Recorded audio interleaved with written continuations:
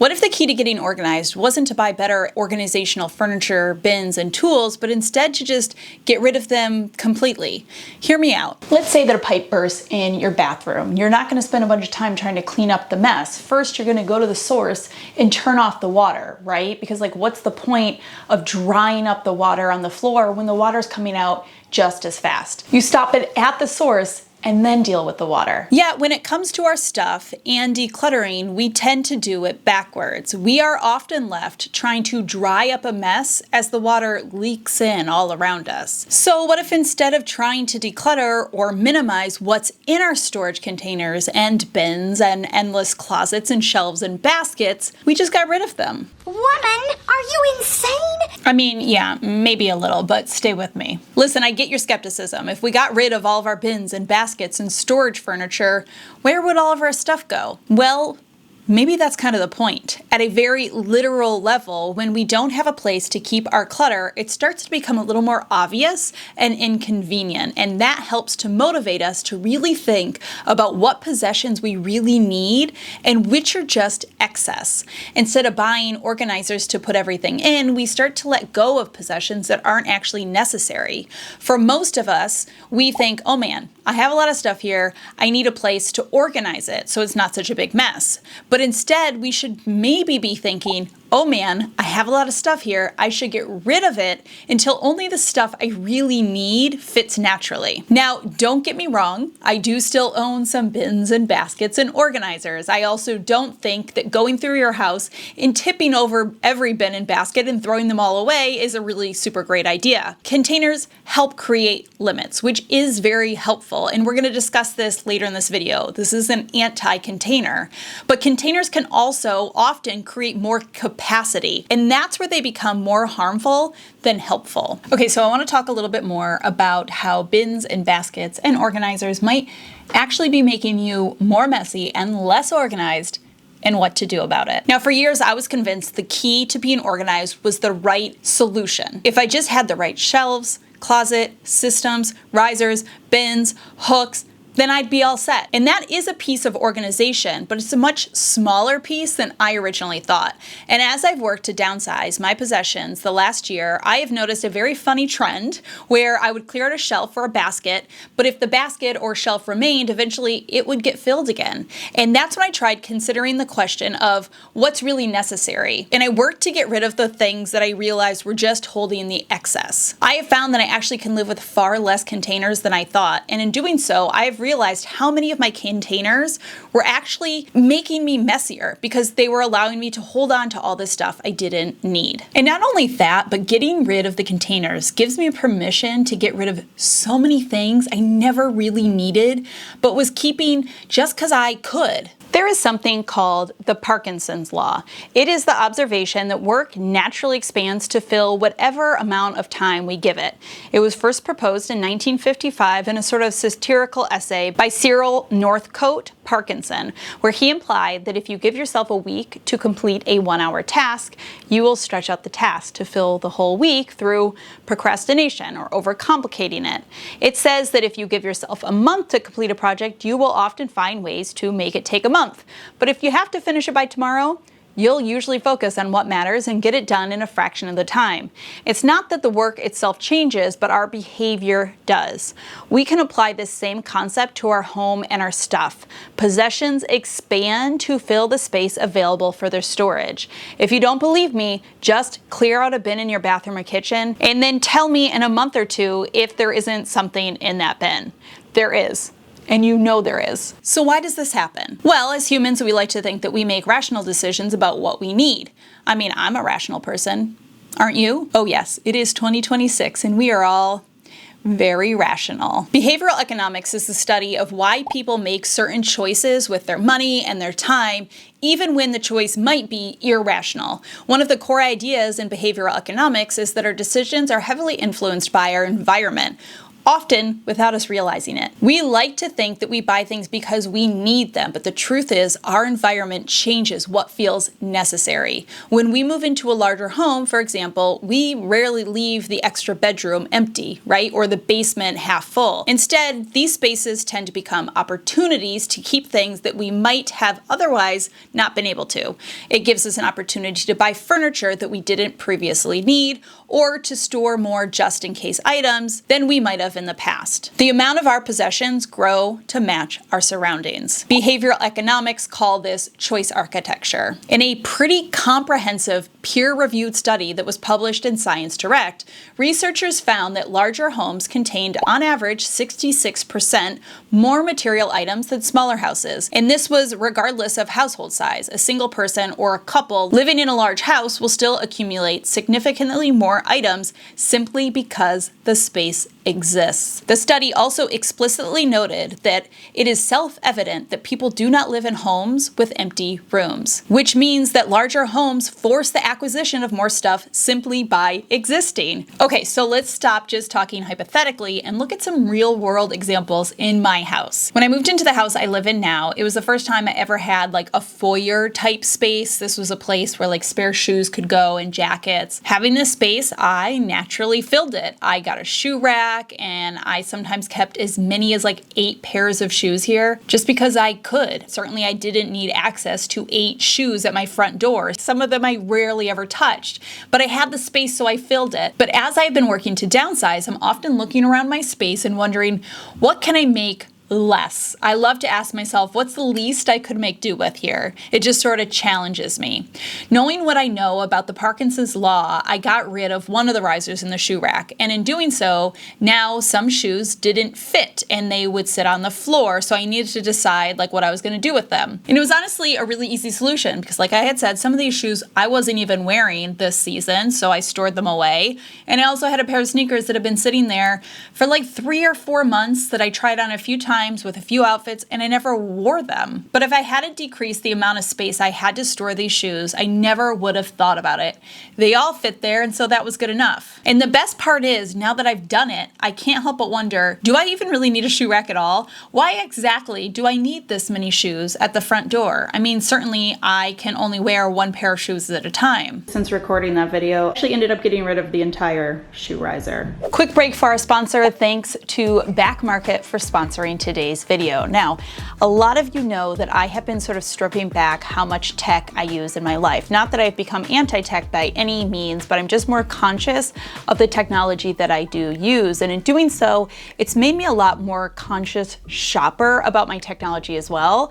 And one of the things I've really started to notice and think about is how so many tech products seem to have these like built-in expiration dates where we're made to think that we need to replace them and get a new one, even if what we have is often perfectly fine. That's why I love that Back Market is pushing back against that idea. Their whole mission is to end fast tech. This constant cycle of replacing perfectly good things just because something newer came out. It is a philosophy that matches with so much of what I talk about here on my channel about buying intentionally, keeping what we have longer and avoiding extra clutter in our homes and in our budget. Back Market is the leading global marketplace for professionally refurbished tech with more than 17 million customers worldwide, and every device has been professionally inspected, tested, and restored, and comes with a 1-year warranty, 30-day returns, and they offer free shipping.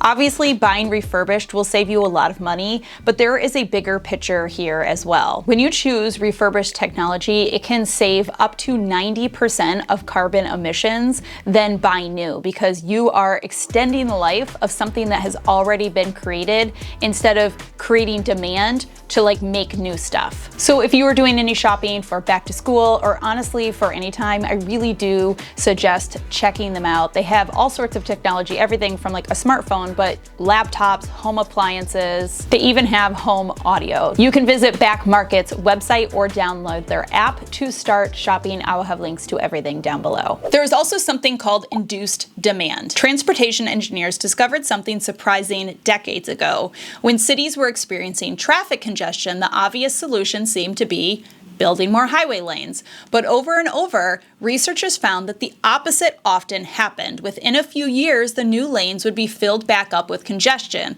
and this became known as induced demand. By making driving easier and adding more lanes, it made more people drive until the congestion just returned. And this is a really good analogy for our stuff. The same thing happens in our houses. How often have we looked at a place in our home and said, oh, if I just had a bigger closet, or if we just had a storage dresser, or if we just had a few more lanes of highway. And when we do add that extra space, it's great for a little bit, but it doesn't end up solving the problem in the long term. Over time, the space fills up again until we're left wishing we had another closet or basket or chest of drawers or highway lane, because it didn't solve our problem. It just changed our behavior. Instead of forcing us to really think about what matters to keep, what was truly necessity and what was excess, more storage just lowered the cost of keeping everything because we could. So let's look at another real world example of this one. This is my kids' playroom, and when we moved in, we added these 2 cube organizers because we had them at our last house. Because the cubes are there, you guessed it, the space gets filled. We ended up with 4 cubes of books alone, which, I mean, do we really need 4 cubes of books out at once? I have kids that love to read, but even when my kids sit for a long period of time of reading, it is usually just from a small handful of books, not from 4 cubes worth. But because the space was there, it got filled. And it was the same with toys. Ever since changing to the 4 toy rule with my kids, which I explained in a video I'll link below, I usually don't actually need all of these cubes for the toys, but the spaces gets filled simply because they exist. And finally, one day I was like, this is crazy. I don't need both of these cube organizers. I mean, I was aware that simply having them meant I would fill them. So I downsized all of the books and the bins and the toys. I moved them all to the larger cubby shelf, and I was able to easily fit all the things my kid needed plus the books into one cube organizer.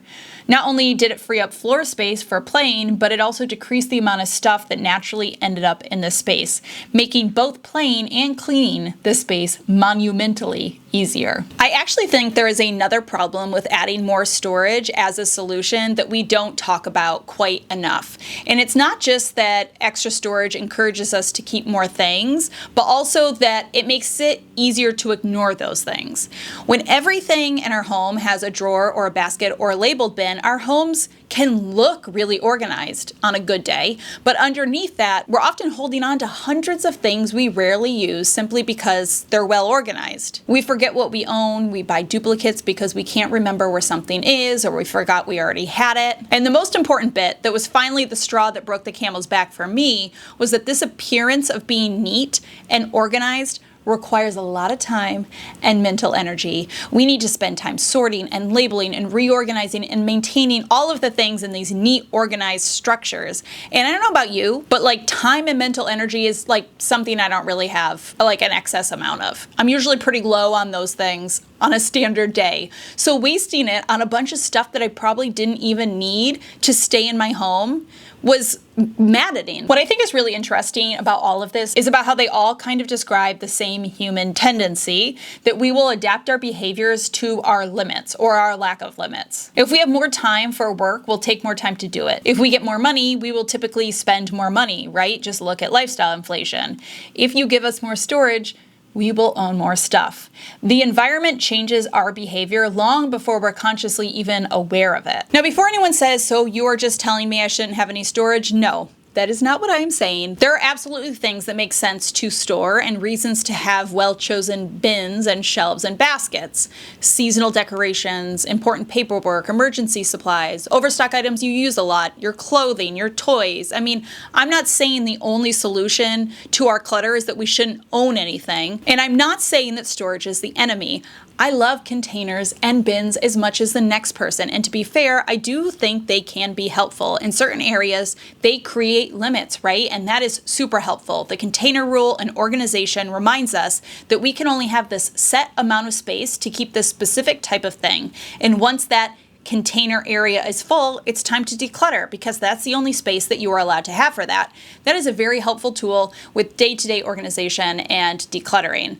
But I also think The problem with containers is it can be very easy to take them too far and to make it permission. Permission to keep a ton of stuff that we don't need, or to call it okay because it is in organized bins. The more I downsize in my home, and let's be clear, I'm still very much on this journey, but the more I do it, the more I realize how much I don't really need. Life is so much easier with less stuff, and it turns out organizing actually isn't all that hard when you don't own a bajillion things. All these organization hacks and tricks and baskets and bins, these special organizers for cords and crafts and paper and sunscreen and batteries and makeup, they really aren't necessary if you are able to drill down to just what you need.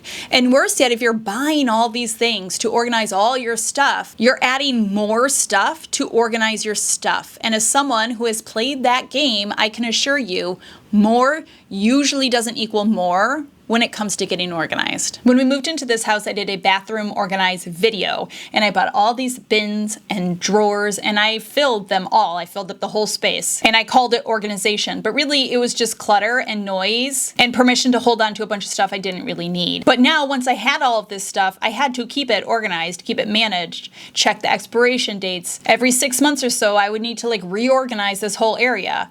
I have since removed almost all of them. This is how it looks now, and you want to know what? Now I don't need to manage or organize it. I have gifted myself both time and freedom. We worry about letting go of so many things because we might need them, but the truth is when we hang on to every might need item, if we ever do actually need it, what either happens is we can't find it, or it's not even actually what we need in that time. For example, I recently got a little poison ivy on my leg because I am very allergic to it, but not to fear. I kept all of the medicines and all of the topical blah, blah, blah, or whatever. And so I went to my medicine cabinet, I found my anti-itch lotion, and guess what? It expired three years ago. I had hung on to it for what? Carried it from the last house to not even be able to use it when I needed it. I still had to go to the store and buy some anti-itch stuff.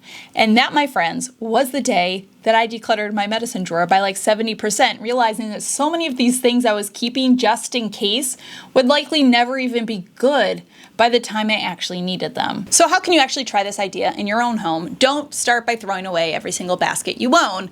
Go one at a time. Pick a small area, maybe a bathroom closet or underneath your sink or the toy room. Empty out a bin or a basket or a cupboard area and ask yourself, if I threw away this container today, what would I have to find a new home for? What do I have to have so badly that I would find a new place for it to live? You're probably going to find that there are a handful of things that you use all the time, and it's easy to put them away somewhere else. And then there is everything else. Once the container is gone, the excess becomes a lot more obvious. It doesn't suddenly have somewhere to hide, and you are forced to ask yourself, do I actually need to keep this? How long have I held on to this and not used it? Do I have a reason I'm going to use it in the next 30 days? Do I want it enough to expend my mental energy and time to find a new home for it? What I have been surprised in is how often I answer no. And once you've experienced that in one small area, you start seeing it more and more. You stop looking at the overflowing shelves and wondering, what organizer do I need? And you start saying, wait, do I even need this stuff in the first place? And an important thing to do is once you've removed the excess from the space, stand back and appreciating having that once cluttered space now open and free. It is really nice seeing less there. And you realize that you didn't lose anything. Your life has gone on without that bin of stuff. And then go and do it again somewhere else. I always say this about our stuff, but I look at my stuff as an employee, and they need to offer enough value for what we pay them, and we pay them in time, space, and energy. A bin of stuff you're holding on to just in case, and let's be honest, we'll probably never use, is offering basically no value for what you pay it. It's just showing up to work and scrolling TikTok the whole time. And then it clocks out while you sign its paycheck week after week. Now, I do want to point out one thing, and that is that getting rid of some baskets and shelves isn't going to magically make you super organized or minimalist overnight. It is just a step. And if new stuff keeps coming into your house at the same pace, eventually your empty spaces will fill up again, right? As we have covered, that's just human nature. In other words, removing storage helps stop the symptom, but by being more sort of thoughtful about what you actually bring into your home in the first place, helps address the actual cause. I can promise you, as someone who used to try try to fix every clutter and stuff problem in my house with a basket or bin, that a basket or bin is not going to save you. And when relied on too heavily, baskets and bins and just storage solutions are mostly making it worse. For years, I thought getting organized meant taking all the leaking water, cleaning it up, and making it look pretty. But now I understand it means turning off the water. It's not about more bins or baskets, but actually just about having less places to keep the stuff that we never really needed in the first place. As always, thank you so much for stopping by and watching today's video. I hope you're having a fantastic day. Remember to be kind to yourself and others, and I will see you all in my next video.